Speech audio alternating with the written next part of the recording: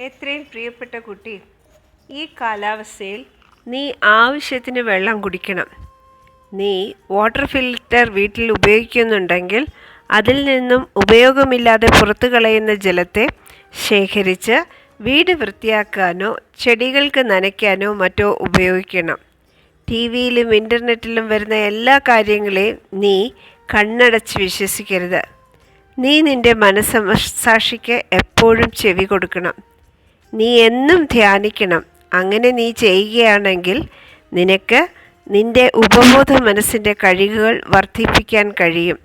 നിൻ്റെ ചുറ്റുമുള്ള ശക്തികളെക്കുറിച്ച് അറിയാനും സാധിക്കും. അത് നിൻ്റെ ശാരീരികമായ അസുഖങ്ങളെ ശമിപ്പിക്കും. കുറച്ചു മാത്രം സംസാരിക്കുക. നിനക്ക് വേണ്ടതിനേക്കാട്ടിലും കുറച്ച് ആഹാരം കഴിക്കുക. നിശബ്ദത ദൈവത്തിൻ്റെയും മാലാഖമാരുടെയും ഭാഷയാണ്. ശബ്ദങ്ങൾ തോറ്റുപോകുന്നിടത്ത് ഏറ്റവും നല്ല ഉത്തരം നിശബ്ദതയാണ്. അതുകൊണ്ട് ദൈവികമായ സമാധാനപരമായ നിശബ്ദതയെ നീ പുൽകുക. എപ്പോഴും അനുഗ്രഹീതയായി ഇരിക്കുക എന്ന് സ്വന്തം ബാബ.